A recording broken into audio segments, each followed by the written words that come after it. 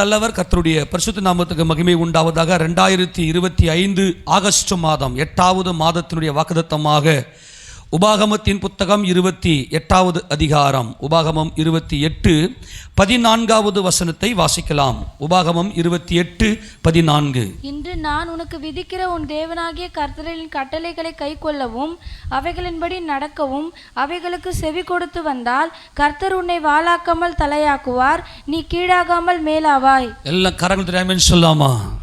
தேவன் வாக்குத்தத்தங்களை கொடுத்திருக்கிறார். வாக்குத்தத்தங்கள் தான் நம்முடைய ஜீவன். வாக்குத்தத்தங்கள் நமது ஆண்டவராகிய இயேசு கிறிஸ்து. வாக்குத்தத்தங்களை சுதந்திரித்துக் கொண்டவர்கள் தான். ஆபிரகாம் வாக்குத்தத்தங்களை சுதந்திரித்துக் கொண்டவர். நல்லா கவனிக்கணும், வாக்குத்தத்தம் தான் நமக்கு ஜீவன். எல்லா வாக்குத்தத்தமும் ஆபிரகாமுக்குள்ள கர்த்தர் வைத்திருக்கிறார். ஆபிரகாமின் மூலமாய், கிறிஸ்து இயேசுவின் மூலமாய் ஆபிரகாமினுடைய வாக்குத்தத்தங்கள் எல்லாம் புறஜாதி சபையாகி நாம் பெற்றுக்கொண்டோம். ஆக இயேசுவே ஜீவன், இயேசு கிறிஸ்துவே வாக்குத்தத்தங்கள். ஆமேனா? அப்போ இயேசு ராஜாவுடைய பேரை சொல்ல சொல்ல இந்த வாக்குத்தத்தங்கள்லாம் நமக்கு நிறைவேறும். கர்த்தர் இன்றைக்கு நம்மோடு பேசுகிறார். நான் உன்னை வாளாக்காமல் தலையாக்குவேன், உன்னை கீழாக்காமல் உன்னை மேலாக்குவேன். நீங்கள் அநேக வேலைகளில் ஆண்டவரே நான் பிரயாசப்படுகிறேனே, நான் கஷ்டப்படுறேனே, எனக்கு எல்லா தகுதியும் இருக்குதே, ஆனால் நான் இன்னமும் ஒதுக்கி வைக்கப்படுகிறேனே, என் தலை உயரலையே, நான் படுகிற பிரயாசங்கள் எல்லாம் வீணாய் போயிற்றோ, நான் என்னால் உயர்ந்திருக்க முடியலையே அப்படின்னு சொல்லி நிறைய பேர் சோர்வோடு கூட இருக்கலாம். அன்பானவர்களே, நம்முடைய தேவன் வாக்குத்தத்தங்களெல்லாம் நிறைவேற்றுவதற்கென்று ஒரு காலத்தை வைத்திருக்கிறார், ஒரு பிரமாணங்களை வைத்திருக்கிறார், ஒரு காலகட்டத்தை வைத்திருக்கிறார். அந்த காலகட்டம் வாய்க்கும் போது சரியாய் ஏற்ற நேரத்தில் துல்லியமாய் ஒரு வினாடி கூட முன்ன பின்ன கூட அசையாது, ஷார்ப்பாக நிறைவேற்றுகிற தேவன் நமது ஆண்டவராக இயேசு கிறிஸ்து. ஆமேன் சொல்லாமா? இப்போ என்ன சொல்கிறார் அப்படின்னா, நான் இன்னைக்கு உனக்கு விதிக்கிற என் தோராவை, அதாவது என்னுடைய வேத வசனங்களை சபையில் உட்பட்டு, சபையில் தேவனுடைய வார்த்தைக்கு உட்பட்டு யாரெல்லாம் என் வார்த்தைகளுக்கு கீழ்ப்படிந்து நடக்கிறீர்களோ, நல்லா கவனிங்க, ஏதோ கேட்குறவங்களாக மாத்திரம் அல்ல, நாமெல்லாம் தேவனுடைய பிரமாணத்துக்கு உட்பட்டு சபையில் சொல்லப்படுகிற சட்டத்திட்டங்களுக்கெல்லாம் உட்பட்டு நாம் கர்த்தருடைய வார்த்தைகளை நாம் கை கொள்ளுகிறோம். எத்தனை பேர் விசுவாசிக்கிறீங்க? கர்த்தர் இங்கே அதான் சொல்கிறாரு. ஏன் நீங்கள் சபைக்கு உட்பட்டிருக்கும் போது நீங்கள் தலையாகி கிறிஸ்துவுக்கு நீங்கள் அடங்கி இருக்கிறீர்கள், அவருடைய வார்த்தைக்கு கீழ்ப்படுகிறீர்கள் என்பதுதான் அர்த்தம். அதான் இந்த வார்த்தையுடைய ஃபுல்லாக வாசி மறுபடியும். இன்று நான் உனக்கு விதிக்கிற உன் தேவனாகிய கர்த்தரின் கட்டளைகளை கைக்கொள்ள, இந்த வார்த்தையின்படியே செய்ய, வார்த்தையாகவே நான் மாற, என்னில் தேவனை காண. ஒரே ஒரு கான்செப்ட் என்ன? தோராவினுடைய நோக்கம் என்ன? அன்பு. தோராவின் நோக்கம் என்ன? அன்பு. தேவனுடைய வார்த்தையின் நோக்கம் என்ன? அன்பு. இந்த வேதத்தினுடைய முக்கியத்துவமே என்னவென்றால் அன்பு. அன்புல தான் எல்லாமே அடங்கியிருக்கிறது. நமக்குள்ள அன்பு இல்லை, ஆனால் தேவனுடைய வார்த்தை விசுவாசித்து அன்பிலே பரிபூர்ணப்படும்படியாய் விவேகியாய், விவேகம் என்பது அன்பிலே பரிசுத்தமும் குற்றமற்ற வாழ்க்கையும் தான் விவேகம் உள்ள வாழ்க்கை. அன்பிலே பரிசுத்தமும் குற்றமற்ற வாழ்க்கையும் செய்வதற்காக தேவன் நம்மை விசேஷ விதமாய் அழைத்திருக்கிறார். அப்படி அன்பிலே பரிபூர்ணப்படும்படியாய் தேவ சபையில் வந்திருக்கிற தேவஜனமே, உங்களை தான் கர்த்தர் சொல்றாரு, உன்னை நான் வாளாக்காமல் தலையாக்குவேன், நீ கீழாகாமல் மேலாவாய். ஏன்? என் வசனத்தின்படி நீ நடந்த, ஆமேனா, என் வார்த்தைக்கு செவி கொடுத்த, நீ விவேகியாய், அன்பில் பரிசுத்தமும் குற்றமற்ற வாழ்க்கையும் செய்திருக்கிறாய். நான் இப்போ சொல்கிறேன், இந்த வேதத்தினுடைய நோக்கமே என்ன தெரியுமா? அன்பு. ஏன்னா தேவன் அன்பாக இருக்கிறார். தேவனுக்கு அன்புள்ள பிள்ளைகள் தேவை, தேவனுக்கு குடும்பம் தேவை. ரோமருக்கு நிருபம் 13ஆம் அதிகாரத்தை திருப்பி கொள்ளுங்க. இந்த வேதத்தினுடைய கான்செப்ட் என்ன, இந்த வேதத்தினுடைய நோக்கம் என்ன அப்படின்னா, 8ஆம் வசனம் வாசிப்பால, தொடர்ந்து 8 வாசி தொடர்ந்து. ஒருவரிடத்தில் ஒருவர் அன்பு கூறுகிற கடனே அல்லாமல் மற்றொன்றிலும் ஒருவனுக்கும் கடன்படாதிருங்கள். பிறனிடத்தில் அன்பு கூறுகிறவன் நியாயப்பிரமாணத்தை நிறைவேற்றுகிறான். எல்லா கரகத்துறை ஆமீன் சொல்லுங்களா? பிறனிடத்தில் அன்பு கூறுகிறவன் எதை நிறைவேற்றானா? நியாயப்பிரமாணத்தை நிறைவேற்றுகிறான், அன்பு கூறுகிறான். அன்பில் பரிசுத்தமும் குற்றமற்ற வாழ்க்கையும் தான் அன்பு கூறுவது. 10ஆம் வசனம் வாசிங்க பார்க்கலாம். அன்பானது பிறருக்கு பொல்லாங்கு செய்யாது, ஆதலால் அன்பு நியாயப்பிரமாணத்தின் நிறைவேறுதல். கரங்களை வைத்து சொல்லுங்களேன். அன்பு நியாயப்பிரமாணத்தின் நிறைவேறுது. இயேசுவே அன்பு, இயேசு ராஜாவே அன்பு. அவரை தங்கள் சொந்த இரட்சகராக ஏற்றுக்கொண்ட ஒவ்வொருவரும் அன்புள்ளவர்கள். ஆமெனா? அப்போ அன்பு நமக்குள்ளே பரிபூர்ணப்படும் போது கர்த்தர் சொல்றாரு, என் பிரமாணங்களை கை கொண்டு நீங்கள் நடக்கிறபடியினால் நான் உன்னை வாளாக்காமல் உன்னை தலையாக்குவேன், உன்னை கீழாக்காமல் உன்னை மேலாக்குவேன் என்று சொல்லி கர்த்தர் இங்கே சொல்றாரு. நம்முடைய தலையை உயர்த்தி நம்முடைய தலையை நிமிரச் செய்கிற தேவனாய் இருக்கிறார். சங்கீதம் 3ஆம் சங்கீதத்தில் நம்முடைய தலையை அவர் உயர்த்துகிறார் என்று சொல்லி அங்கே வாக்குத்தத்தம் நமக்கு கொடுக்கப்பட்டிருக்கிறது. எடுத்து வாசிக்க பார்க்கலாம். 3வது சங்கீதம் 3வது வசனத்தை வாசிங்க. 3:3. ஆனாலும் கர்த்தாவே நீர் என் கேடகமும் என் மகிமையும் என் தலையை உயர்த்துகிறவருமாய் இருக்கிறீர். ஹல்லேலூயா. நம்முடைய தலையை உயர்த்துகிறார். நம்முடைய தலையை உயர்த்துகிறார் அப்படின்னு சொன்னா என்ன அர்த்தம்னா, நம்மை ஆளுகைக்கு நேராய் கொண்டு போகிறார். நம்மை எல்லா விதமான சங்கடங்கள், சஞ்சலங்கள், போராட்டங்கள், எல்லா போராட்டத்தையும் நமக்கு ஜெயத்தை கொடுத்து, எல்லா போராட்டத்திலும் நமக்கு ஒரு வெற்றியை கொடுத்து அப்படியே நமக்கு பெருமூச்சு விட செய்கிறார். அதுதான் தலை நிமிரச் செய்வது, தலையை உயர்த்துவது. நான் உன்னை வாளாக்காமல் உன்னை தலையாக்குவேன், உன்னை கீழாக்காமல் உன்னை மேலாக்குவேன் அப்படின்னு சொல்கிறாரு இல்லையா? நல்லா கவனிங்க. இது எதை காண்பிக்கிறதுனா, வால்ன்றாரு, தலைன்றாரு, கீழ்ன்றாரு, மேலுன்றாரு. அப்போ என்ன, ஏதோ ஒரு கான்செப்டை உள்ளே வச்சு அடக்கி நமக்கு சொல்கிறார். நம்முடைய ஆண்டவர் எப்பவுமே ஊமைகளாகவே எல்லா காரியத்தை வெளிப்படுத்தி காண்பிப்பார். இந்த வால் தலை அப்படின்னு என்ன அர்த்தம்னா, இப்போ மிருகங்கள்லேயே பார்த்தீங்கன்னா எது காட்டுக்கு ராஜான்னு சொல்லுவோம்? சிங்கம். சிங்கம் அப்படின்னு நம்ம சொல்லக்கூடாது. பொதுவாகவே சிங்கம் வந்து கூட்டமாக தான் வாழும். இப்போ கர்த்தருக்கு என்ன சொல்கிறாருன்னா, உன்னை நான் வால் இல்லை நீ தலைன்னு சொல்கிறது எதை வச்சு சொல்கிறேன்னா, சிங்கத்துக்கு ஒப்பிட்டு சொல்கிறாரு. எத்தனை பேருக்கு புரியுது? ஆமேனா? நான் சொல்கிறது புரிஞ்சிக்க முடியுதா?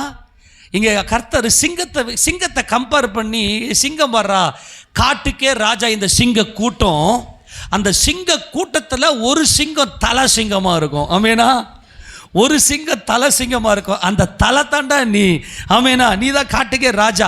அப்போனா ராஜாதிபத்தியத்தை, ராஜரீகத்தை நமக்கு கொடுக்கிறார். எப்பொழுது தேவன் ராஜரீகத்தை கொடுப்பார் என்றால், நாம் அன்பிலே பரிசுத்தம் உள்ளவர்களாக இருக்கும்போது, குற்றமற்ற வாழ்க்கை செய்யும்போது நம்முடைய தலையை உயர்த்துகிறார். பொதுவாக நல்லா கவனிங்க. ஏன் நீங்கள் வாலு தலைன்னு சொல்கிறாரு அப்படின்னு சொல்லிட்டு கொஞ்சம் சிங்கங்களுடைய வாழ்க்கை அமைப்பை நீங்கள் புரிந்து கொள்ள வேண்டும். சிங்கம் என்ன செய்யும் தெரியுமா? சிங்கம் எப்பவுமே, சிங்கத்தினுடைய ஒரே ஒரு குணாதிசயம் என்ன தெரியுமா? சிங்கம் எப்பவுமே கூட்டமாக தான் இருக்கும். சிங்கத்துக்கு தனியாக இருக்கிறதுக்கு பிடிக்கவே பிடிக்காது. காரணம், சிங்கத்துக்குள்ள ஒரு அன்பு என்றைக்குமே இருக்கும். அன்பில் பரிசுத்தம். சிங்கம் எப்பவுமே பார்த்தீங்கன்னா கூட்டமாக தான் சிங்கம் வாழும்.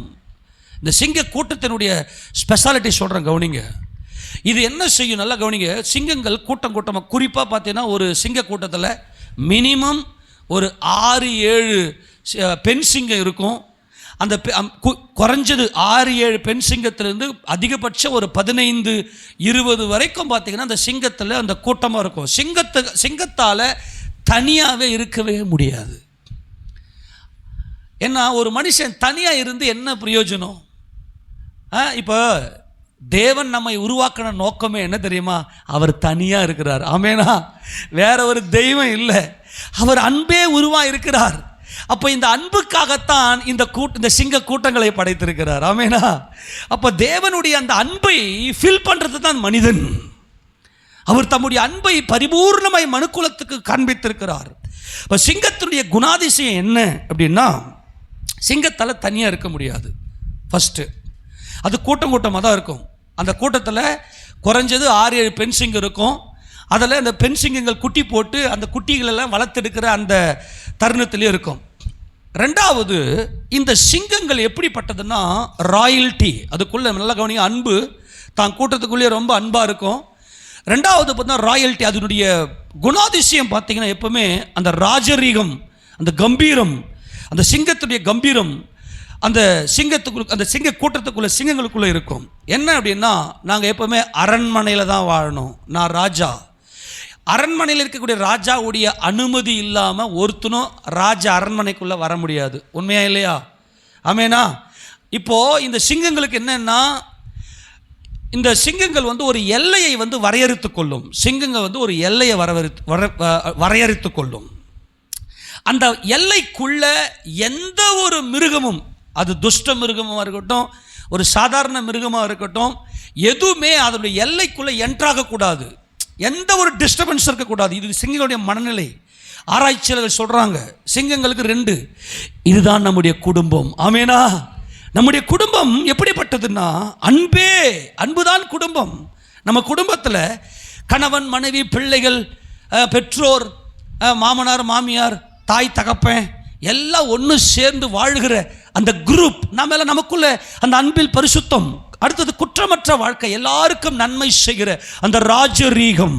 எனக்கு முன்னாடி எந்த ஒரு சத்துருவும் நிற்கக்கூடாது. ஆமேனா? நாங்கள் சமாதானத்தோட சந்தோஷத்தோட வாழ வேண்டும் என்கின்ற மனநிலை நமக்கு. இந்த சிங்கங்களுக்குள்ள ராயல்ட்டி எப்பவுமே இருக்கும்.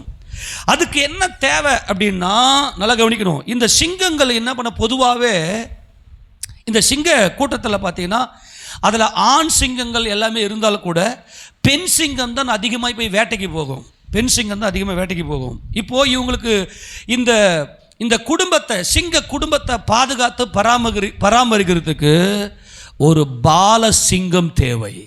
இந்த சிங்க கூட்டத்துக்கு ஒரு பால சிங்கம் தேவை. என்ன சிங்கம் சொல்லுங்க? அதுக்கு பேர் பாலசிங்கம். இந்த பாலசிங்கம் எப்படிப்பட்டதுன்னா, தபாரு இதுங்களுக்குள்ளே ஒரு தீர்மானம் பண்ணிக்கும். அதுதான் ஆண் சிங்கம். அந்த பாலசிங்கம், அந்த சிங்க கூட்டத்துக்கு தலைமை தாங்கிறதுக்கு பேர் தான் பாலசிங்கம். இந்த பாலசிங்கம் என்ன செய்யும் அப்படின்னா, ஜஸ்ட் ஒரு செக்யூரிட்டி, ஒரு பாதுகாப்பு, ஒரு தலை. அது தலை, அதை பார்த்தாலே எப்படி இருக்கும்? பொதுவாக பெண் சிங்கங்கள் பார்த்தீங்கன்னா மேக்சிமம் 110 120 கிலோலேருந்து 150 கிலோ தான் மேக்சிமம் இருக்கும். ஆனால் ஆண் சிங்கங்கள்லாம் பார்த்தீங்கன்னா குறைஞ்சது 150 கிலோலேருந்து 250 கிலோ வரைக்கும் வளரக்கூடிய நல்ல கம்பீரம். ஏன்னா அதனுடைய முடியெல்லாம் பார்த்தீங்கன்னா, அந்த பிடரி முடியெல்லாம் பார்த்தீங்கன்னா அப்படி கம்பீரமாக இருக்கு இல்லையா? இப்போ இந்த பெண் சிங்கங்களுக்கு என்ன தேவைன்னா, ராயல்ட்டி தேவை. இந்த பாரு, எங்களுக்கு ஒரு எல்லையை வர வரைக்கும் எங்களுக்கு ஒரு வீடு வேணும். எங்கள் வீட்டுக்குள்ளே எந்த அசுத்தமும் உள்ள நுழைய நாங்கள் ராயல். எங்களை எதுவும் வேறு எதுனா எங்கள் எல்லைக்குள்ளே வந்து எங்களுக்கு எவ்வளவு அவமானம். ஆமேனா? அதுக்கு என்ன பண்ணோம்னா, ஒரு பால சிங்கத்தை தேர்ந்தெடுக்கும் இந்த சிங்க கூட்டத்தில்.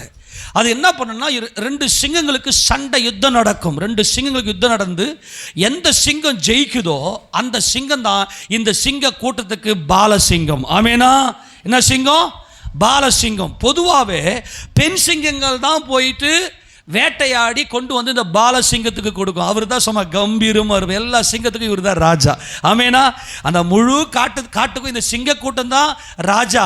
இந்த சிங்க கூட்டத்துக்கு எல்லாம் தலை யாரு அப்படின்னா பாலசிங்கம். ஆமேனா?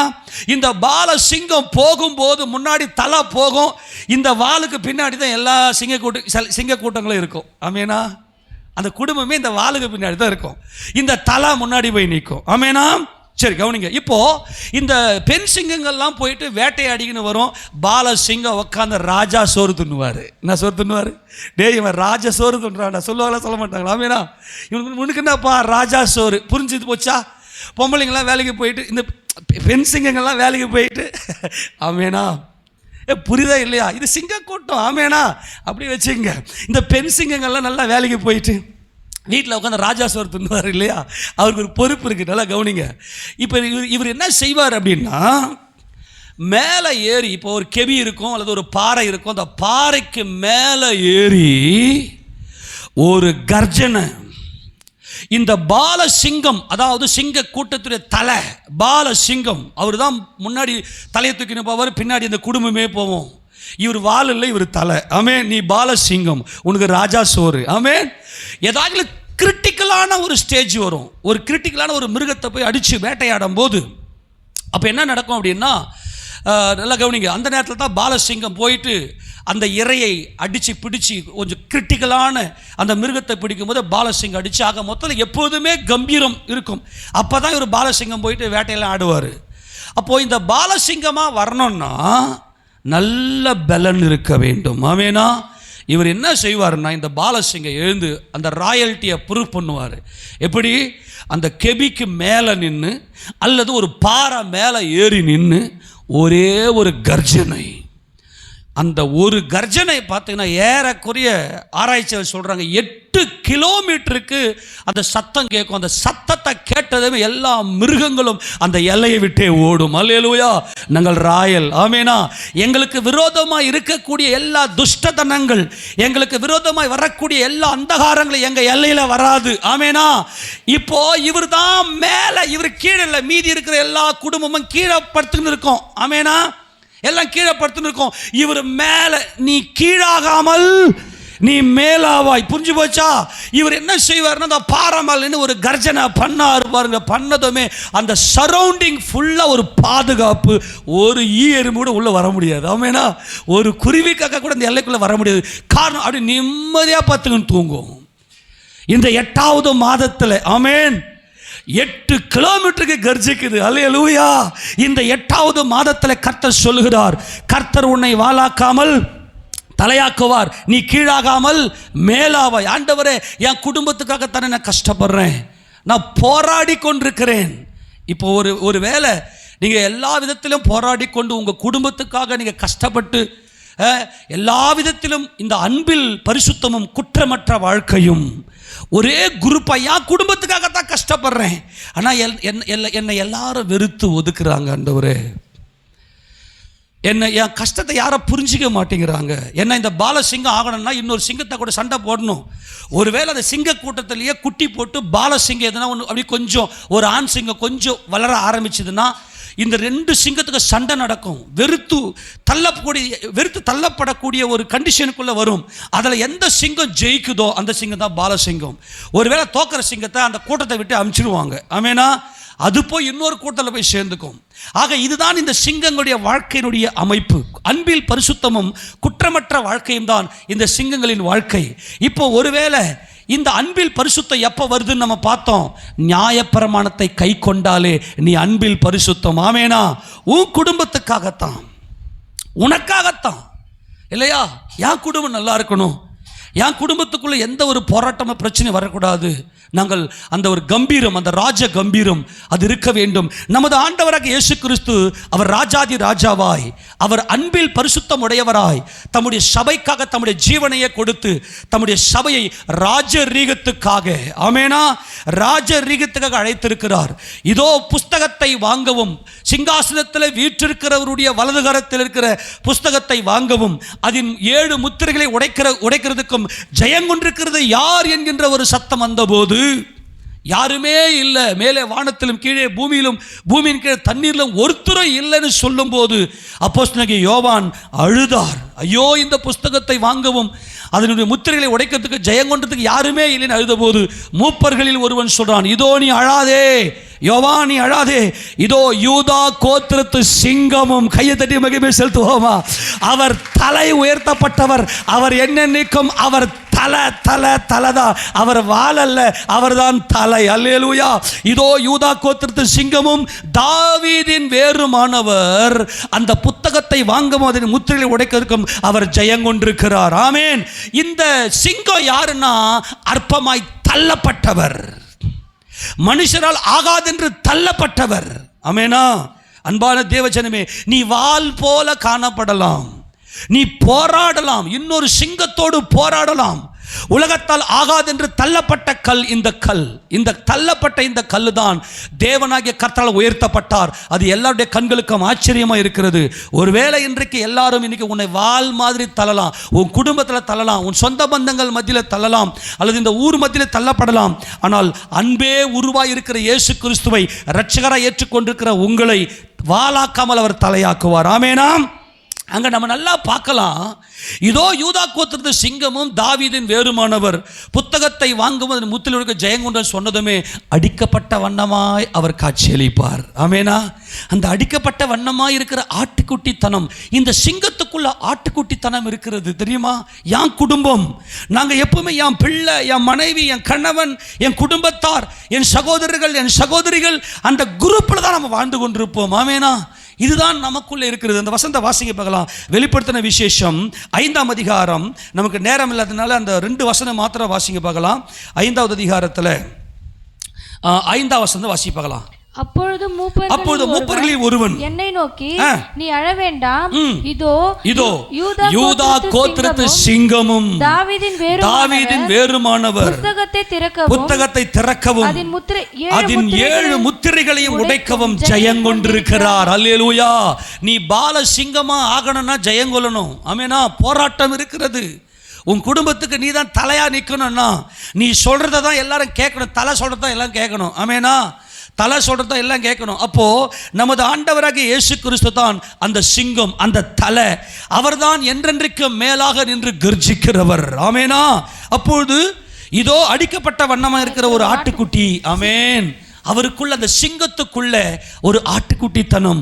அதுதான் நமது ஆண்டவராகிய இயேசு கிறிஸ்து. இப்போ இந்த சிங்கங்களுடைய வாழ்க்கையை ஒரே ஒரு வேத பகுதியில் வேதம் அடக்கி இருக்கிறது. நாகூம் தீர்க்கதரிசியின் புத்தகம். எல்லாம் திருப்பி கொள்ளுங்க பார்க்கலாம். நாகூம் தீர்க்கதரிசியின் புத்தகத்தில் இந்த சிங்கங்களுடைய வாழ்க்கை எப்படிப்பட்டது? 2ஆம் அதிகாரம் நாகூம் 11ஆம் வசனத்தை வாசிங்க பார்க்கலாம். சிங்கங்களின் வாசஸ்தலம் எங்கே? பாலசிங்கம் இறை தின்கிற இடம் எங்கே? இதுதான் தலை. பாலசிங்கம் தான் என்னது? பாலசிங்கம் என்ன தின்னுதான்? இதுதான் ராஜா சோறு. அல்லேலூயா. ஏசப்பா நாமத்தில் இன்னைக்கு சொல்றாரு, இனிமே உனக்கு ராஜா சோறு தான். அல்லேலூயா. ஏன்னா நீ தான் தலை. உன் வீட்டுக்குள்ள நீ தான் தலை. நல்லா கவனி. இந்த கேரக்டர் நமக்கு உள்ள எல்லாருக்குள்ள இருக்குது. ஆண் என்றும் பெண் என்றும் இல்லை. எல்லாருக்குள்ளுமே இந்த பாலசிங்கத்தினுடைய அபிஷேகம் இருக்கிறது. பாலசிங்கம் இறை தின்கிற இடம் எங்கே?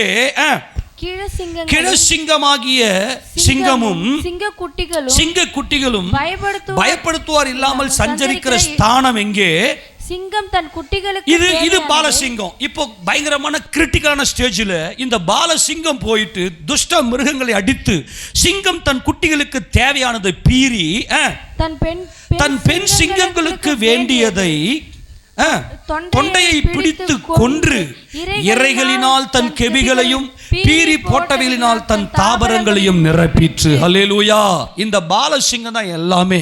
அதுதான் இப்ப கர்த்தர் சொல்றாரு, நீ என் வார்த்தைக்கு நீ கீழ்ப்படிந்து நடக்கிறபடினாலே, என் பிரமாணங்களுக்கு நீ நடக்கிறபடினாலே நான் உன்னை வாளாக்காமல் உன்னை தலையாக்குவேன், உன்னை கீழாக்காமல் உன்னை மேலாக்குவேன். அன்பான தேவஜனமே, எனக்கு அங்கீகாரமே இல்லையே ஆண்டவரே, என்னை யாருமே அங்கீகரிக்க மாட்டுறாங்களே, நான் இன்னும் வாளாக தான் இருக்கணுமா? என் தலை உயராதா? நான் போராடி கொண்டிருக்கிறேனே, என் குடும்பத்தில் இருக்கிற அன்புக்காக தானே போராடுறேன்னு சொல்லி ஒருவேளை நீங்கள் இருக்கலாம். நல்லா கவனிங்க. நியாயாதிபதிகள் புத்தகத்தில் எப்தாவை நாம் பார்க்கிறோம். இந்த எப்தா யார் என்றால், இந்த எப்தா கீலேயாத்தின் ஆகிய ஒரு மனிதனுக்காக கீலேயாத்துக்கு பிறந்தவர் தான் இந்த எப்தா. இந்த எப்தா ஒரு பரஸ்திரிக்கு பிறந்தவர்.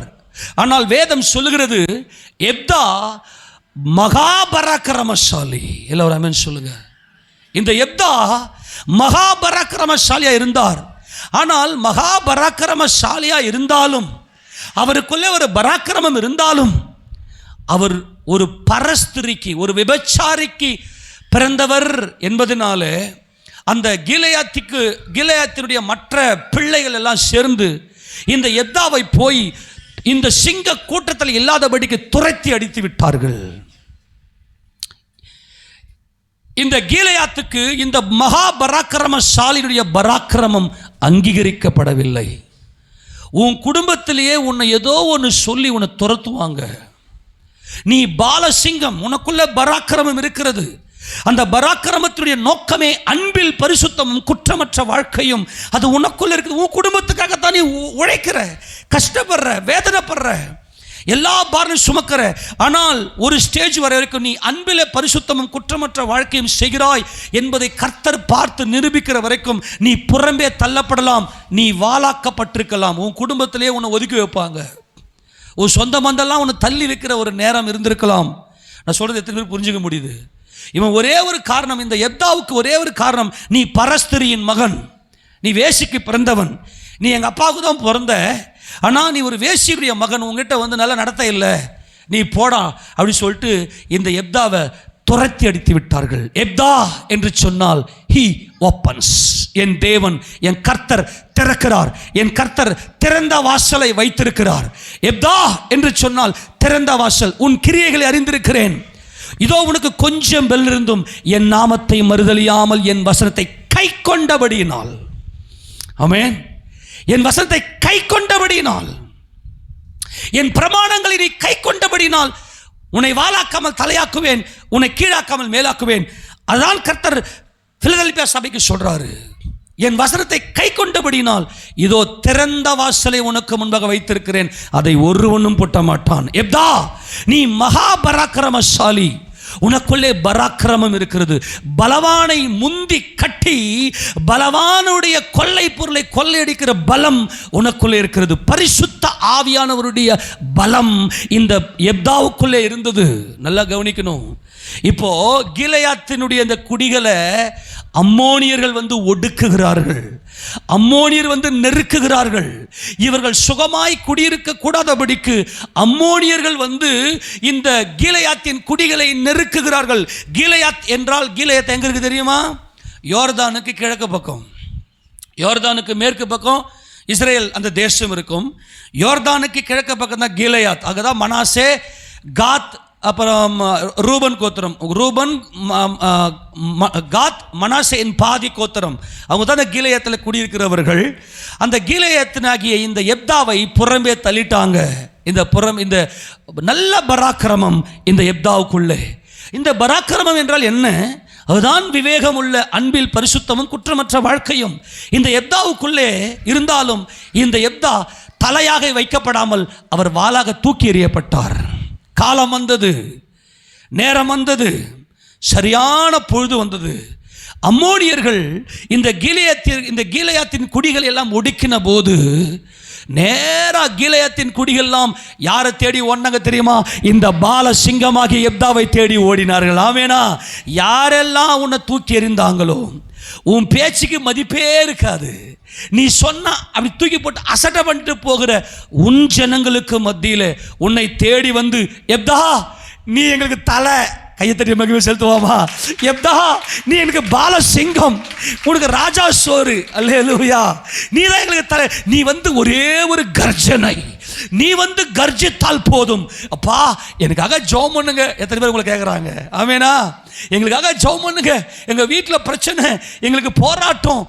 யார் யாரெல்லாம் உங்களை தூக்கி எறிந்தார்களோ, உங்களுடைய கேரக்டரை பார்த்தோ, அல்லது உங்களுடைய இயலாமையை பார்த்தோ, அல்லது உங்களுக்கு ஒன்றுமே தெரியலன்னு சொன்னாலும், ஆனால் உங்களுக்குள்ள இன்பில்டா நீ தேவனால் தெரிந்து கொள்ளப்பட்டவர்கள் என்பது யாருக்குமே தெரியாது. அது தேவனுக்கு மாத்திரமே தெரியும். நேரம் வரும், காலம் வரும். கர்த்தர் அந்த ஏற்ற நேரத்தில் தம்முடைய வாக்குத்தத்தங்களை சரியாய் நிறைவேற்றுகிற தேவன். இப்ப அந்த காலம் வந்திருக்கிறது. இந்த 8வது மாதத்தில் இந்த எப்தா ஒரு கர்ஜனை கர்ஜித்தால் போதும், 8 கிலோமீட்டருக்கு. ஆமேன். 8 என்பது ஒரு புதிய ஆரம்பம், ஒரு புதிய தொடக்கம். 7ஆம் நாளிலே கர்த்தர் அவர் அடக்கம் பண்ணப்பட்டு 8ஆம் நாள் அவர் உயிர்த்தெழுந்து புதிய நித்திய ஜீவனை, புதிய வாழ்க்கையை நமக்கு தேவன் கொடுத்திருக்கிறார். தேவன் சொல்லு எல்லாவற்றையும் புதிதாக்குகிறேன் என்று சொல்லி எடுத்து வாசிங்க பார்க்கலாம். நியாயாதிபதியின் புத்தகம் 11வது அதிகாரத்தில் இந்த எப்தாவின் வாழ்க்கை எப்படிப்பட்டது? 1-2 வசனங்கள் தொடர்ந்து வாசிங்க பார்க்கலாம். கீலேயாத்தியனான எப்தா பலத்த பராக்கிரமசாலி. கரங்களை உயர்த்தி ஆமென் சொல்லுவோமா? பரிசுத்த ஆவியானவர் உங்கள் மேல் வரும்போது நீங்கள் பலனடைந்து, ஆமெனா, இதுதான் தேவனுடைய ராஜ்யம், தேவ ராஜ்யத்தின் பிள்ளைகள், இதுதான் இந்த விவேகமுள்ள ஜனங்கள். இவன் பலத்த பராக்கிரமசாலி என்றால் தேவனால் அபிஷேகம் பண்ணப்பட்டவன், தேவனுடைய வார்த்தையின்படி நடக்கிறவன், தேவனுடைய நியாய பிரமாணத்தை கைகொள்கிறவன். ஏனென்றால் தேவனுடைய வசனம் அன்பு. முதலாவது உன் தேவனிடத்தில் அன்பு கூறுவதும், உன்னை நீ நேசிப்பது போல உன் சகோதரனை நேசிப்பதுமே அன்பு. இதுதான் குற்றமற்ற வாழ்க்கை. இந்த எப்தா அன்பில் பரிசுத்தமும் குற்றமற்ற வாழ்க்கையும் செய்கிற ஒரு விவேகி, ஒரு பாலசிங்கம், ஒரு பராக்கிரமசாலிதான். ஆனால் ஒரு நேரம் இருக்கிறது, அவரை என்ன செய்றாங்க பாருங்களேன், வாசிங்களேன்.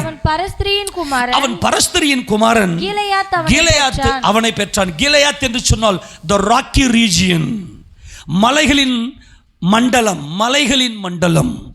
மலை என்பது தேவனுடைய ராஜ்யத்தில், தேவ சமூகத்தில் நெருங்குகிற ஒரு மகிமைதான் மலை. மலை என்பது தேவனை நோக்கி பார்த்து தேவனை துதிக்கிற துதி. மலை ஏறுகிற அனுபவம் என்பது தேவனை உயர்த்துகிற மகிமை. ஆக இந்த கீலேயாத்தினுடைய அந்த அனுபவம் இந்த எப்தாவுக்குள் இருக்கிறது. கீலேயாத்தை இந்த எப்தாவை பார்த்து என்ன சொல்லுகிறார்கள் சகோதரர்கள்? வாசிப்பாளர் 2 வசனம். கீலேயாத்தின் மனைவியும் அவனுக்கு குமாரர்களை பெற்றாள். அவன் மனைவி பெற்ற குமாரர் பெரியவர்களான பின்பு அவர்கள் எப்தாவை நோக்கி, உனக்கும் எங்கள் தகப்பன் வீட்டில் சுதந்திரம் இல்லை, உனக்கு எங்கள் தகப்பன் வீட்டிலே சுதந்திரம் இல்லை, நீ அந்நிய ஸ்திரீயின் மகன் என்று சொல்லி அவனை துரத்தினார்கள். இந்த பாலசிங்கம் அல்லேலூயா பலத்த பராக்கிரமசாலியாகிய பரிசுத்த ஆவியினுடைய பலத்தை பெற்ற தேவ அபிஷேகத்தை பெற்ற தேவனுடைய ஊழியக்காரர்களே, உங்களுக்கு அன்பாய் தேவன் சொல்கிறார், ஒரு நேரத்தில் உன் சகோதரர்களே அல்லது உன்னுடைய சபையில் இருக்கிறவர்களே அல்லது மற்ற ஊழியர்கள் மத்தியிலே இன்றைக்கு நீங்கள் துரத்தப்பட்டிருக்கலாம், தூக்கி எறியப்பட்டிருக்கலாம். என்ன காரணம்? ரீசன் என்ன? நீ பரஸ்திரியின் மகன். நான் பாவிதான். ஆமெனா, நான் பாவிதான். ஆனால் என் கர்த்தர் இந்த பாவியை நேசித்திருக்கிறார். அல்லேலூயா. அவருடைய இரக்கங்களுக்கு முடிவில்லை. அவருடைய பரிசுத்த நாமம் என்றென்றைக்கு மகிமைப்படுவதாக. இந்த பாலசிங்கம் துரத்தப்பட்டு விட்டது. இந்த சிங்க கூட்டத்துக்கு ராயல்டி இல்லை. குடும்பத்தில் போராட்டம், குடும்பத்தில் பிரச்சனை, குடும்பத்தில் வேதனை, அல்லது எங்கேயும் போயிட்டு ஒரு காரியத்தை சக்சஸாக வெற்றியாக செய்ய முடியல. இப்போ உன்னை தேடி வருகிற நேரம். ஆமெனா.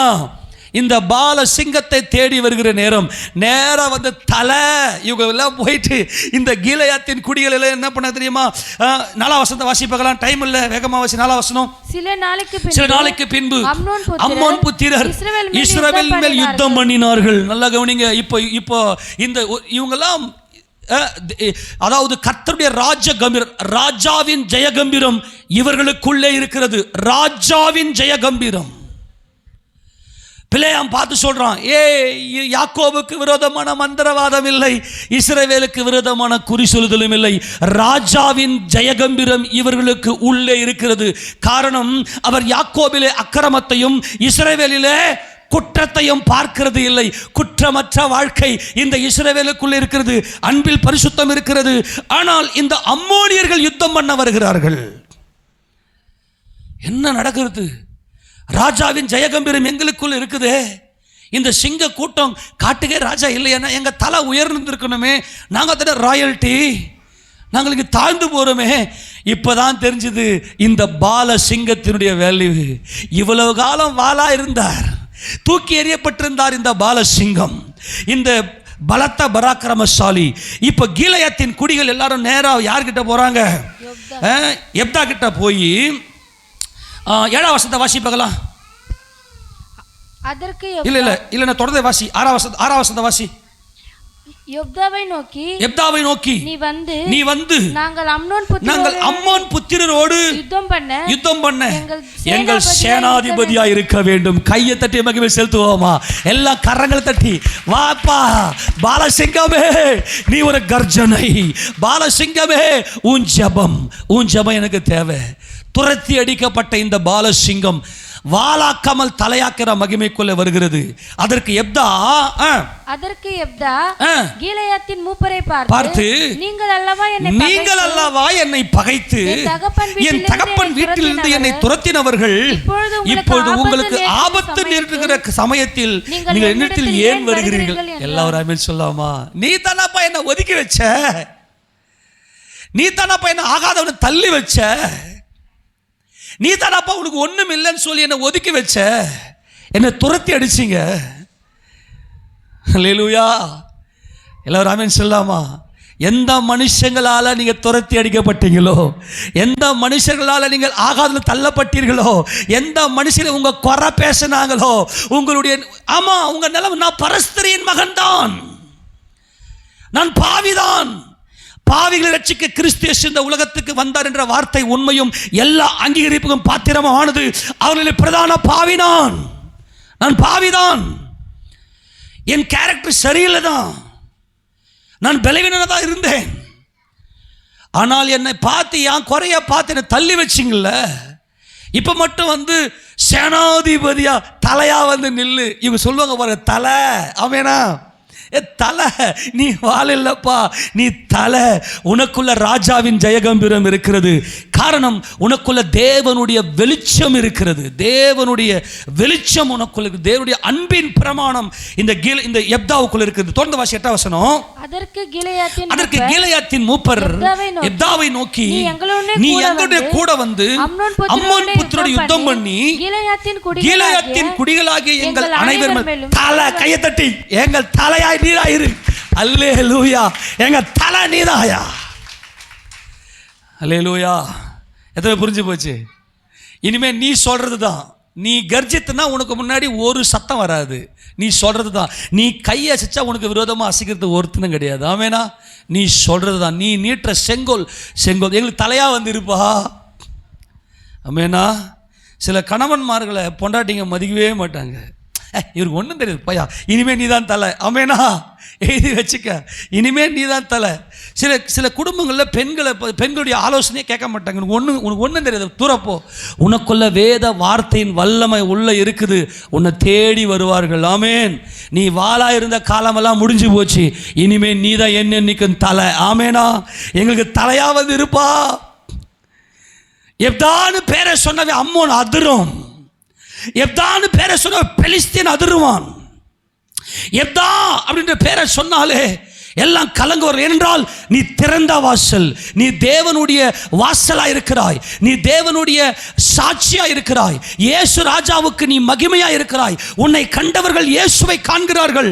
உனக்கு நீ மாம்சத்துக்கு மரித்து நீ ஜீவனுக்கென்று தேவனுக்கென்று பிழைத்திருக்கிறவனாய், நீ பலத்த பராக்கிரமசாலியா இருக்கிறாய். திறந்த வாசலை உனக்கு முன்பாக தேவன் வைத்திருக்கிறார். நீ பயங்கரமான பராக்கிரமசாலியா இருக்கிறாய். கர்த்தர் திறந்த வாசலை உனக்கு வைத்திருக்கிறார். ஆமென். சொல்லுமா, உன் தலை உயர்த்தப்படும். தலையாயிரு. அதுக்கு சொல்லாங்க. தொடர்ந்து வாசி. ஏன்? அதற்கு எப்தா அம்னோன் புத்திரரோட யுத்தம் பண்ண நீங்கள் என்னை திரும்ப அழைத்து போன பின்பு கர்த்தர் அவர்களை என் முன்னிலையாய் ஒப்பு கொடுத்தால் என்னை உங்களுக்கு தலைவனாய் வைப்பீர்களா என்று கீலேயாத்தின் மூப்பர். ஏன்னா இது என்னைக்குமே பாலசிங்கம். அந்த ராயல்ட்டி விட்டு கொடுக்க கூடாது. ஆமென். ஆமெனா? நம்மெல்லாம் ப்ரீஸ்ட் ராயல்ஹுட். நம்மெல்லாம் நமக்கு நல்லா கவனிங்க. நம்மெல்லாம் ராஜரிக ஆசாரிய கூட்டம். நமக்குள்ள ஆசாரியன் என்பது அன்பில் பரிசுத்தமும், ராஜா என்பது குற்றமற்றவர். என்னை தருவியா? இந்த எப்தா எப்படிப்பட்டவர் என்று சொன்னால், உடனே எப்தா வராரு. தலை வருது. தலை வந்து அம்மோனியர்களுக்கு ஆளை விட்டு அனுப்புது. என்னது? ஏய், ஏன்டா என் கூட சண்டைக்கு வர அப்படின்னு. அவன் தப்பான தோராவை பிழையாக பேசுகிறான். அந்த அம்மோனினுடைய ராஜா, நீங்கள் வீட்டில் போய் வாசித்து பாருங்கள், தோராவை பிழையாக பேசுகிறான். உடனே இந்த எப்தா கரெக்டாக, எகிப்திலிருந்து என் ஜனங்கள் வந்தபோது எங்கள் எல்லையெல்லாம் நீங்கள் கைப்பற்றிக்கினீங்க, அது திருப்பி கொடுங்க அப்படின்னு சொல்லி இந்த அம்மோனியர்கள் பேசும்போது, அம்மோனியன் ராஜா பேசும்போது எப்தா பேசுகிறாரு. அதெல்லாம் ஒன்றும் இல்லை, கரெக்டாக துல்லியமாக என் தேவன் எங்களை எங்கெங்கே பாளையம் இறக்க செய்தார், எங்கெங்கே எங்களை பிரயாணம் பண்ண செய்தார், எப்பொழுதெல்லாம் மேகஸ்தம்பம் எங்கள் மேலே வந்து அமர்ந்தது, எப்பொழுதெல்லாம் அக்னி ஸ்தம்பம் எங்களை விட்டு மேலே எழும்பினது, எப்பொழுதெல்லாம் எங்கள் உடன்படிக்கை பெட்டி எங்களுக்கு முன்னக கடந்து போனது என்பதை குறித்து துல்லியமாய் வேதத்தினுடைய வெளிச்சத்தில் பரிபூர்ணம் உடையவராய் இருந்தவர் தான் இந்த எப்தா. கர்த்தருடைய வேதத்தின்படியே நடக்கிற உத்தம மார்க்கத்தார் பாக்கியவான்கள். அந்த உத்தம மார்க்கத்தான் தான் இந்த எப்தா. அப்படியே துல்லியமா தோராவ அப்படி சும்மா அள்ளி வீசுவார். அவருக்குள்ள ஒளி பிரகாசிக்கிறது. இந்த அன்பின் ஒளி, இந்த அன்பின் வெளிச்சம் இந்த எப்தாவுக்குள்ள மகிமையாய் வெளிப்படுகிறது. 119ஆம் சங்கீதம் 1ஆம் வசனம் தொடர்ந்து வாசிப்பாகலாம். கர்த்தருடைய வேதத்தின்படி நடக்கிற இந்த எப்தா ஒரு உத்தமன். வாசி, வேகமா வாசி. கர்த்தருடைய வேதத்தின்படி நடக்கிற உத்தம மார்க்கத்தார் பாக்கியவான்கள். அவருடைய சாட்சிகளை கைக்கொண்டு அவரை முழு இருதயத்தோடு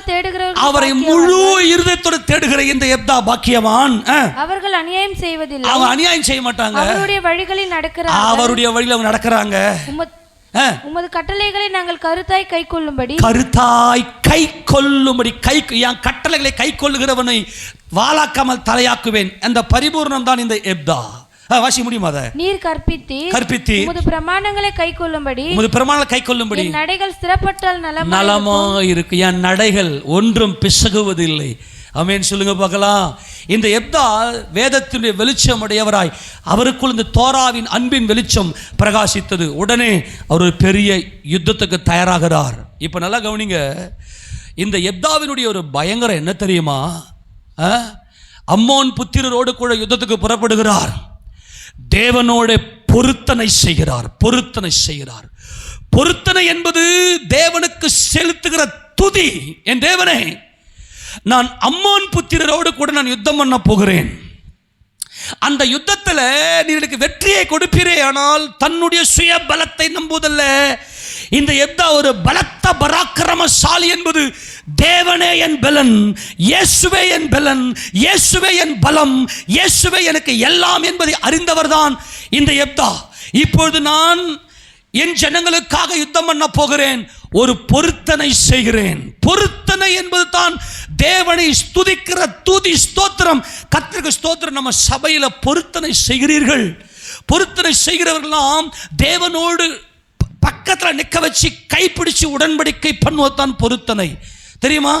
பொருத்தனை பண்ணுறது என்ன தெரியுமா? தேவனோட கையை பிடிச்சி அவருக்கு பதிலுக்கு கை கொடுத்து ஒரு உடன்படிக்கை பண்ணுவார். தவறு ஆண்டவரே, நான் இப்போது என் ஜனங்களுக்காக இந்த சிங்க கூட்டத்துக்காக பால சிங்கமாய் நான் கடந்து போகிறேன், யுத்தத்துக்கு போகிறேன்.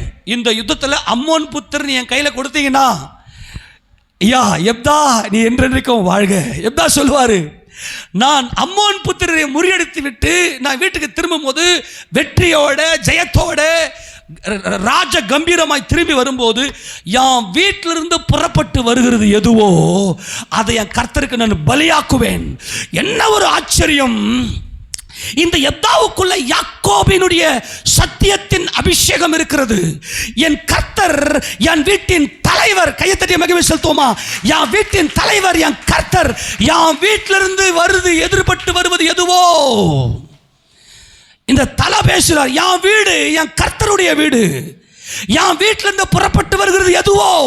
ஏம்பா இவருக்கு பெரிய நல்ல சொத்துக்கள் உண்டு, நிறைய விஷயங்கள் உண்டு. ஆண்டவரே, நீங்கள் எனக்கு வெற்றியை கொடுத்தீங்கன்னா நான் ஒரு 10 காளையை பலி செலுத்துகிறேன், அல்லது நான் இப்படி நான் இதை செய்கிறேன் அதை செய்கிறேன் அப்படின்னு சொல்லியிருந்து பொருத்தனை பண்ணியிருக்கலாமே. பொருத்தனை தான் துதி. பொருத்தனை தான் அவரை காணிக்கை செலுத்தி அவருக்கு மகிமை செலுத்துகிற மகிமை தான் பொருத்தனை. கர்த்தருக்கு ஸ்தோத்திரம். சபையில் இருக்கிற ஜனங்களுக்கு இந்த ரகசியம் வெளிப்பட்டிருக்கிறது. அநேகம் பேர் பொருத்தனை, போன வாரம் கூட சாட்சியில் மகள் சாணு சாட்சி சொன்னோம், நாங்கள் பொருத்தனை பண்ணின கர்த்தருக்கு இதை செய்து அப்படியே நிறைவேற்றுவார். பொருத்தனை பண்ணா என்ன, அவர் ஜீவனுள்ள தேவன். ஆமேனா? 22ஆம் சங்கீதம் 25ஆம் வசனத்தை வாசியேன். பொருத்தனை தான் துதி. வாசி, வேகமா வாசி, டைம் ஆயிடுச்சு, வேகம். மகா சபையிலே நான் உம்மை துதிப்பேன். அவருக்கு பயப்படுவர்களுக்கு முன்பாக என் பொருத்தனை தான் துதி. ஆமெனா? சபையில் எழுந்து என் கர்த்தருக்கு நான் உடன்படிக்கை பண்ண, நான் பேசினேன் அவர் கூட ஒரு கவுனன்ட்டுக்குள்ள போனேன், ஒரு உடன்படிக்கைக்குள்ள போனேன். கர்த்தர் செஞ்சாரு பாருங்க. எல்லாருக்கும் இயேசு ராஜாவை ஜீவனுள்ளவரை எடுத்து காண்பிப்பதே துதி. ஆக இந்த பொருத்தனை என்பது துதி. அது அப்பாவோடு செய்கிற உடன்படிக்கை, அது அப்பா பிள்ளைக்கு இருக்கக்கூடிய உடன்படிக்கை. கர்த்தருடைய பரிசுத்த நாமத்துக்கு மகிமை உண்டாவதாக. இந்த பொருத்தனை நிறைவேற்றுகிற இந்த மகிமை இந்த யெப்தாவுக்குள் இருக்கிறது. ஆக இந்த யெப்தா ஒரு விவேகி, ஜீவனுள்ள வாழ்க்கை வாழ்கிறவர். அவர் என்ன பொருத்தனை செய்கிறார் பாருங்க, பார்க்கலாம். 30ஆம் வசனம் வாசி. 11:30 நியாயாதிபதிகள் 11:30 வாசி. இல்ல 29 வாசி. அப்பொழுது கர்த்தருடைய ஆவி யெப்தாவின் மேல் இறங்கினார். ஆமெனா? இது முழுக்க மேசியாவுக்கு ஒரு அடையாளம் தான் இந்த யெப்தா. கர்த்தருடைய ஆவியானவர் என் மேல் இருக்கிறார், தரித்திரருக்கு சுவிசேஷத்தை பிரசங்கிக்க கர்த்தர் என்னை அனுப்பினார். ஆமெனா? நொறுங்குண்ட இருதயம் உள்ளவர்களுக்கு ஆனந்த தைலத்தின் அபிஷேகத்தை கொடுப்பதற்காக கர்த்தரை அனுப்பினார். கர்த்தருடைய ஆவியானவர் இந்த யெப்தாவின் மேல் இறங்கினதும் பராக்கிரமசாலியாய் தலை. ஆமென். எல்லா மனுஷராலும் வாள் என்று தூக்கி எறியப்பட்ட இந்த தலை நிற்குது. எல்லா மனுஷரும் கீழாக்கப்பட்ட இந்த சிங்கம், இந்த பால சிங்கம் மேலாய் நின்று கர்ஜிக்கும்படியாய், மேலாய் எல்லாமே மேலே தான். இனிமே உனக்கு ஏறுமுகம் தான். ஆமெனா? எல்லா காரியத்திலையும் இனிமே உனக்கு தோல்வி என்பதே இல்லை. உனக்கு எதுவுமே சரிக்கிருச்சு, வழிக்கிருச்சு, விழுந்துருச்சு, அதெல்லாம் இல்லை. எல்லாமே ஏறுமுகம்தான். கர்த்தருடைய ஆவியர் மேலே இறங்கினாரு. அடுத்தது இங்க 30ஆம் வசனம் வாசி. அப்பொழுது யெப்தா கர்த்தருக்கு ஒரு பொருத்தனை பண்ணி கரங்களை ஆமென் சொல்லாமா? பொருத்தனை என்பதுதான் துதிங்க. தேவனுடைய சமூகத்தில் பண்ணுகிற உடன்படிக்கை. அப்பா மகன் என்பதுதான் பொருத்தனை. எங்க அப்பா கிட்ட இதை கேட்கிறேன், எங்க அப்பா இதை செய்து கொடுத்தாரு, எங்க அப்பாவை நான் மகிமைப்படுத்துவேன். இதுதான் பொருத்தனை. இந்த யெப்தா தேவகுமாரனுக்கு சாயல், யூதா கோத்திரத்து ராஜ சிங்கத்துக்கு சாயல். இதோ யூதா கோத்திரத்து சிங்கமும் தாவீதின் வேருமானவர். தாவீதின் வேர் இந்த எக்தாவுக்குள் இருக்கிறது. காரணம், இஸ்ரவேலின் துதி இந்த எக்தாவுக்குள் இருக்கிறது. அப்போது ஒரு பொருத்தனை பண்ணி, தேவரீர் அம்மோன் புத்திரர் என் கையில் ஒப்பு கொடுத்தால் நான் அம்மோன் புத்திரத்திலிருந்து சமாதானத்தோட திரும்பி வரும்போது என் வீட்டு வாசற்படியிலிருந்து கரங்களை உயர்த்தி ராமேன் சொல்லுவோமா? வாசலை, திறந்த வாசலை வைத்திருக்கிறவர் தான் இந்த எப்தா. ஆமென் சொல்லாமா? என் வீட்டு வாசல் இருந்து, அல்லேலூயா, உன் கிரியைகளை அறிந்திருக்கிறேன், உனக்கு கொஞ்சம் மேல இருந்தும் என் நாமத்தை மறுதலியாமல் என் வசனத்தை கை கொண்டபடினால் எப்தா வாசலை திறந்து வைக்கிறேன், ஒருவனும் பூட்ட மாட்டான். அல்லேலூயா.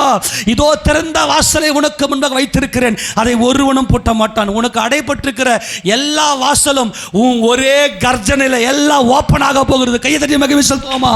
எல்லா அடைக்கப்பட்ட கதவுகளும் எல்லா அடைக்கப்பட்ட சூழ்நிலைகளையும் இன்றைக்கு இயேசுராஜா திறந்து வைக்கிறார். ஏனென்றால் இந்த எப்தாவுக்கு நல்ல திறந்த வாசலை என் தேவன் எனக்கு முன்னே வைத்திருக்கிறார், அதை ஒருவனும் பூட்ட மாட்டான். நீ வருகையில் எடுத்துக்கொள்ளப்படுவாய். ஆமெனா? பரலோக வாசலை திறந்து வைத்திருக்கிற யூதா கோத்திரத்து சிங்கம் என் வீட்டு வாசல் இருந்து புறப்பட்டு வருது. எதுவோ என்ன? தேவனுக்கு தேவை வீடு. தேவனுக்கு தேவை வீடு. தேவனுக்கு தேவை அன்பு. அன்புள்ள ஒரு இதயம். அந்த அன்பு ஜீவன். அந்த ஜீவன் இயேசு கிறிஸ்து. அந்த ஜீவனாகிய இயேசு கிறிஸ்துவே அன்பு. அவரை தன்னகத்தை கொண்டவர் தான் இந்த எப்தா. என் வீட்டு வாசற்படியில் இருந்து, எல்லாம் ஒரு ஆமென் சொல்லுங்க. என் வீட்டு வாசற்படியில் இருந்து, ஐயோ, என் வீடு உங்க வீடுப்பா. என் வீட்டு தலை நீங்க, இயேசுராஜனே, யெகோவா தேவனே, என் வீட்டு தலை நீங்க. என் வீட்டு வாசற்படி, அதை பார்க்கணும் ஆசையாகவே இருக்கு. அப்படியே கண்ணை விட்டு பாருங்க. என் வீட்டு வாசற்படி, என் வீட்டு வாசற்படியில் வருது எல்லாம் உங்கள் தான் ஆண்டவரே. என்னுடைய எதுவுமே இல்லை, எல்லாம் நீங்கள் பண்ணி ஜெயங்கொண்டவங்க ஆண்டவரே. நீங்கள் தான் யூதா கோத்திரத்து சிங்க ஆண்டவரே. என் வீட்டு வாசற்படியிலேருந்து வருது எதுவோ. தாம் பலத்தை நம்பலையா அவரு? என் கர்த்தர் என் பலனாக இருக்கிறார். என் கர்த்தர் என் கேடகமாக இருக்கிறார்.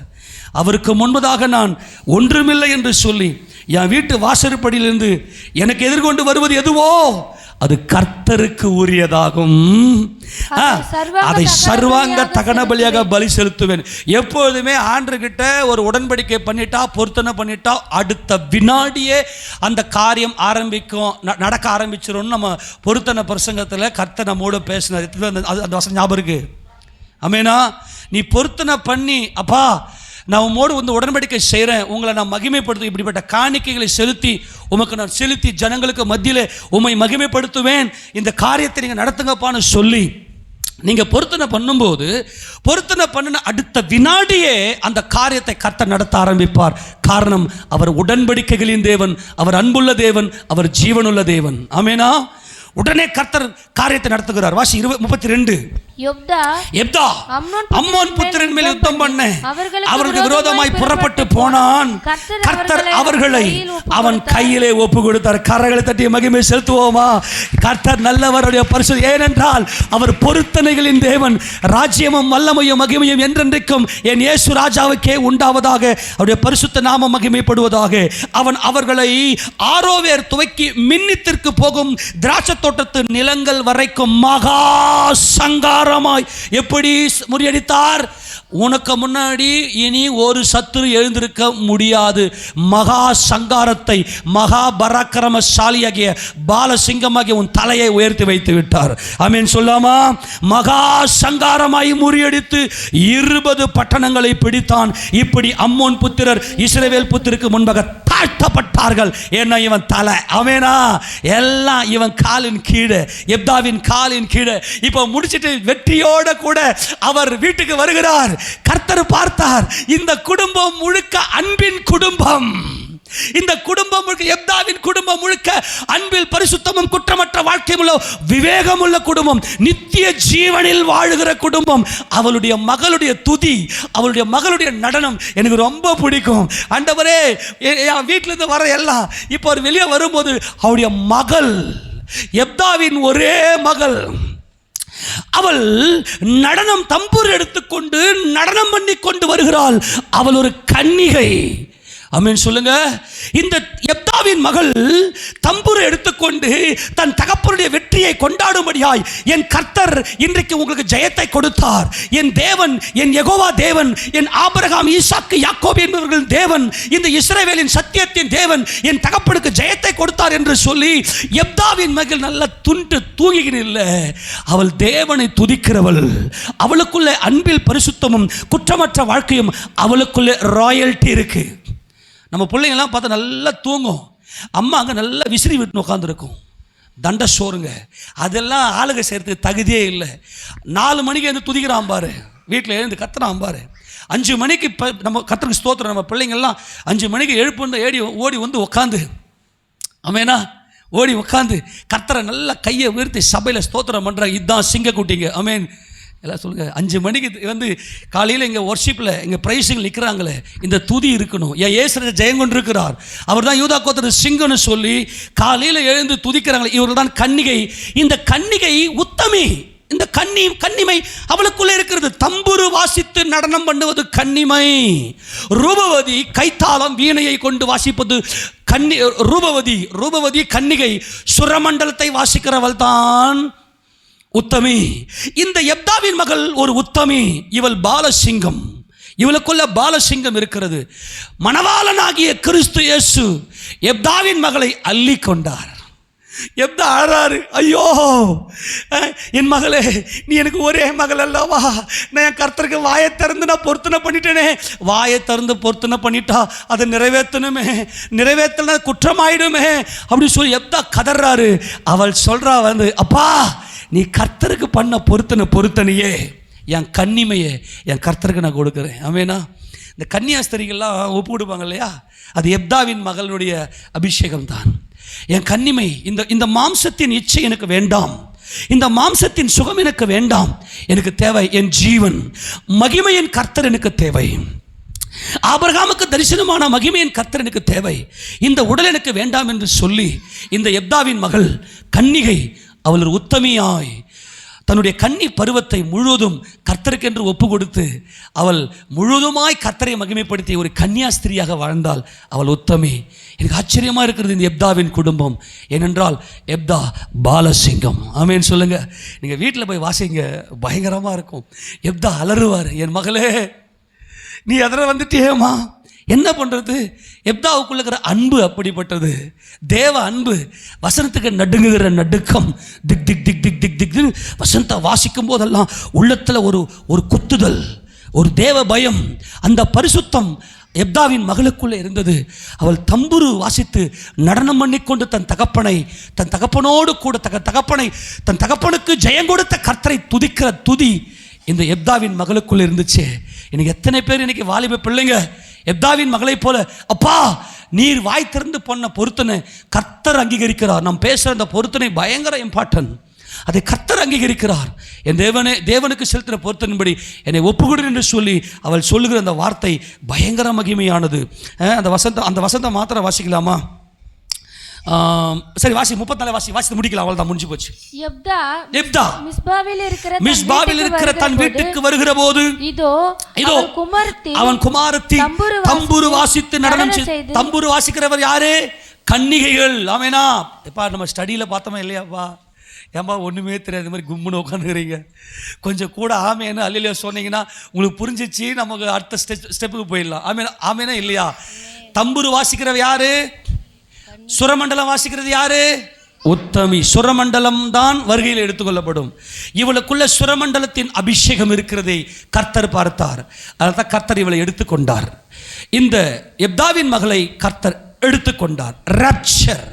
அந்த வாசலிலிருந்து, யெப்தாவின் வாசலிலிருந்து வருகிற அந்த வாசலிலிருந்து அவர் எடுத்துக்கொண்டார்.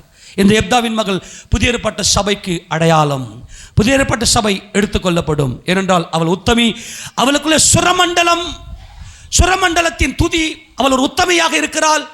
ஆனால் தன் தகப்பனுக்கு எதிர்கொண்டு போகிறாள். என் கர்த்தருக்கு ஜெயம் பாடுகிறாள். சவுல் கொன்றது 1000, தாவீது கொன்றது 10000 என்று சொல்லி அவர்கள் எல்லாரும் கம்பீர பாடல், வெற்றியின் கம்பீரத்தை பாடுகிறாள். இவள் ஒரு உத்தமி. இது புதிய ஏற்பட்ட சபை. இந்த எப்தாவின் மேலே கர்த்தருடைய ஆவியானவர் அமர்ந்தார். தேவ ஆவியானவர் பரிபூர்ணமாய் குமாரன் மேலே அமர்ந்திருந்தார். அவர் ஜெயம் எடுத்தார் சிலுவையில். அவருக்கு ஜெயம் பாடுவது தான் சபை. அவருக்கு ஜெயம் பாடுவது தான் எப்தாவின் மகள். புதிய ஏற்பட்ட சபை. இந்த புதிய ஏற்பட்ட சபை எடுத்துக்கொள்ளப்படும், அப்டாக்ட் பண்ண செய்யப்படும், அப்டாக்ஷன் நடக்கும்.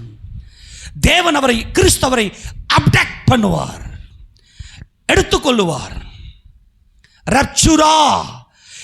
ரப்சுரா என்று சொன்னால் தனக்கு சொந்தமானதை எடுத்துக்கொள்ளுவது. இந்த வீட்டுக்கு தலை நான் இருக்கிறேன், எனக்கு சொந்தமானவள் இவள். எத்தனை பேருடைய வீடு கர்த்தருக்கு சொந்தமானது? ஆமெனா? நம்முடைய வீடு கர்த்தருக்கு சொந்தமானது. இந்த எப்தாவின் மகள் தம்புரு வாசித்து நடனம் செய்து அவனுக்கு எதிர்கொண்டு வந்தாள். யாருக்கு எதிர்கொண்டு வந்தாள்? எப்தாவுக்கு எதிர்கொண்டு வந்தாள். இதுதான் சுரமண்டலம். அவளுக்குள்ள இருக்கிற சுரமண்டலம். அவள் மணவாட்டி. அவள் அவனுக்கு ஒரே பிள்ளையா இருந்தாள். அவளை அல்லாமல் அவனுக்கு குமாரனும் இல்லை, குமாரத்தியும் இல்லை. அவன் அவளை கண்டவுடனே தன் வஸ்திரங்களை கிழித்துக் கொண்டு, ஐயோ என் மகளே, நான் வெற்றியோடு வரும்போது என் வீட்டு வாசற்படியிலிருந்து வருவது உமக்கு சொந்தன்னு நான் வாய் திறந்து சொல்லிட்டேனே. என் மகளே, என்னை மிகவும் மனமடியவும் கலங்கவும் பண்ணுகிறாய். நான் கர்த்தரை நோக்கி என் வாயை திறந்து சொல்லிவிட்டேன், அதனால் மாற்றக்கூடாது. அங்க ஒரு பயங்கரமான அர்ப்பணிப்பு இந்த எப்தாவுக்குள்ள நான் மாற்றக்கூடாதே. என் மகளே, நான் என் வீட்டு வாசற்படியிலிருந்து புறப்பட்டு வருகிறது என் கர்த்தருக்கு சொந்தம் என்று சொல்லிவிட்டேனே. என் வாசற்படியில் இருக்கிற வாசற்படி என்பது அவரை மறுதலியாமல் கை கொள்ளுகிற மகிமை. அந்த வாசற்படியில் இருக்கிற உன்னை நான் கொடுத்து விட்டு ஆக வேண்டுமே சொல்லி இங்கே ஏதோ ஒரு கான்வர்சேஷன் நடந்திருக்கிறது. எழுத்தின்படியே நான் வாய் திறந்துட்டோமா, நான் மாற்றக்கூடாதேன்னு சொல்லி நடுங்குகிறார். தேவனுடைய வாசனத்துக்கு நடுங்குகிற ஒரு நடுக்கம் இந்த எப்தாவுக்குள்ள. இவர் நீதிமான், இவர் குற்றமற்றவர், இவர் விவேகி. 4வது டைமென்ஷன்ல செயல்படுகிறார் இந்த விவேகி. 4th டைமென்ஷன்ல செயல்படுகிறார். 5th டைமென்ஷன் தேவன் எடுத்துக்கொண்டார். 5வது பரிமாணம். இந்த 4 இந்த திசைகளையும் 8 திக்குன்னு 8 திக்கையும் ஜெயங்கொள்ளுகிற, மேற்கொள்ளுகிற ஒரு அபிஷேகம் இந்த எப்தாவிற்குள் இருந்தபடினாலே கர்த்தர் எப்தாவின் மகளை எடுத்துக்கொண்டார். இந்த எடுத்துக்கொள்ளப்படுதல் தான் 5வது பரிமாணம். அதுதான் 9வது மகிமைக்குள்ளே கடந்து போகிற மகிமை. இந்த 8வது மாதத்தில் கர்த்தர் நம்மை மகிமையாய் இந்த எப்தாவின் மகளை போல எடுத்துக்கொள்வாராக. நான் வாய் திறந்துட்டேமா, நான் இயேசு ராஜாவை ராஜான்னு ஏற்றுக்கினேன், நான் மாற்றக்கூடாது. எப்தாவின் மகள் சொல்கிறாள், அவள் உத்தமி. வாசிப்பகலாம். அப்பொழுது அவள், என் தகப்பனே, நீ கர்த்தரை நோக்கி உம்முடைய வாயை திறந்து பேசினீர் அல்லவோ. அம்னோன் புத்திரராகிய உம்முடைய யாரை நோக்கி? இதங்க பொருத்தனை, இதான் பொருத்தனை. கர்த்தரை நோக்கி. அவர் ஜீவிக்கிறார், அவரே சர்வ வல்லவர். அதான் பொருத்தனை செய்யுங்கயா. ஒவ்வொரு வினாடியும் பொருத்தனையிலே இருங்க, பொருத்தனையிலே வாழுங்க. அந்த பொருத்தனை இருக்கணும். நம்ம லைஃப்பில் ஒரு பிரதிஷ்டை இருக்கணும், ஒரு அர்ப்பணிப்பு, ஒரு உடன்படிக்கை, ஒரு காவனன்ட். அந்த காவனன்ட் தான் நம்மை நடத்தும். அவர் சொல்கிறா பாருங்க, நீ பொருத்தனை பண்ணி பேசுனீங்கல்லவா, அம்மோன் புத்திராகிய உம்முடைய சத்துருக்களுக்கு நீதியை சரிக்கட்டும் ஜெயம். அல்லேலூயா. நீர் பாலசிங்கம், உன் தலையை உயர்த்தினார் அல்லவா, என் கர்த்தர் உன் தலையை உயர்த்தினார் அல்லவா. கர்த்தர் உனக்கு கட்டளையிட்டபடியினால் உம்முடைய வாயிலிருந்து புறப்பட்டபடி எனக்கு செய்யும் என்றால், பின்னும் அவள் தன் தகப்பனை நோக்கி, நீர் எனக்கு ஒரு காரியத்தை செய்ய வேண்டும். நான் மலைகளின் மேல் போய் திரிந்து நானும் என் தோழிமார்களும் என் கன்னிமையை நிமித்தம் துக்கம் கொண்டாட எனக்கு 2 மாதம் தவணை கொடும் என்றால். மலை மேல் ஏறுகிற அனுபவம் இந்த எப்தாவின் குடும்பம். மலையிலே போய் தேவனை நோக்கி, ஏன் மலைக்கு போறாவ? கர்த்தருக்கு தம் வாலிபத்தை, தம்முடைய மாம்சம், உலக மாம்சம் பிசாசை ஜெயங்கொள்கிற அனுபவம் இந்த 2 மாதத்தில் ஒப்புவித்து தன்னுடைய இருதயத்தை சுத்த இருதயமாக தேவனுக்கு கொடுக்கிற அனுபவம். இருதயத்தில் சுத்தமுள்ளவர்கள் பாக்கியவான்கள், அவர்கள் தேவனை தரிசிப்பார்கள். அந்த தரிசனுக்காக 2 மாதம் என் தோழிமார்களோடு இப்போ என் கன்னிமை நிமித்தம் நான் துக்கம் கொண்டாட, உபவாசித்து ஜெபிக்க, உபவாசித்து தேவ சமூகத்தில் என் மாம்சத்தை ஜெயங்கொண்டு பராக்கிரமசாலியாக உங்களுக்கு ஒப்பு கொடுக்க எனக்கு 2 மாதம் தவணை கேட்கிறாள். அதற்கு அவன் போய் வா என்று அவளை 2 மாதத்திற்கு அனுப்பிவிட்டான். அவள் தன் தோழிமார்களோடும் கூட போய் தன் கன்னிமை நிமித்தம் மலைகளின் மேல் துக்கம் கொண்டாடி. இந்த துக்கம் கொண்டாடுதல் என்பதுதான் உபவாசம். கர்த்தரினால் சமீபமாக இருக்கிறது. அவர் நியாயந்திருக்கிற நாள் நெருங்கி இருக்கிறது.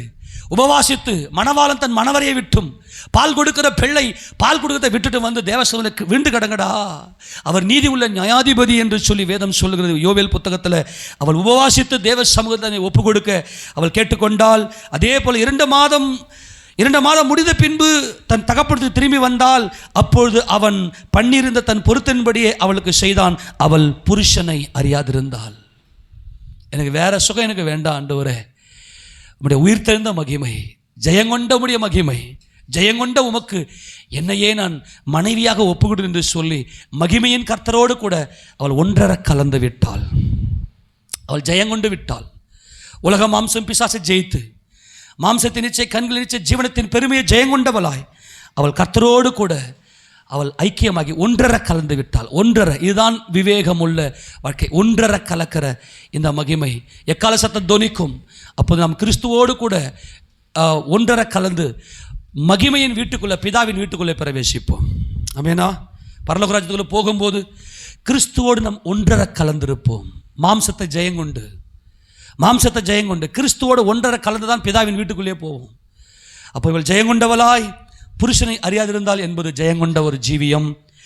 இது நிமித்தம் இஸ்ரவேலின் குமாரத்திகள் வருஷந்தோறும் போய் 4 நாள் கிலியத்தினானிய எப்தாவின் குமாரத்தியை குறித்து புலம்புவது இஸ்ரவேலிலே வழக்கமாயிற்று. எல்லாரும் ஆமென் சொல்லாமா?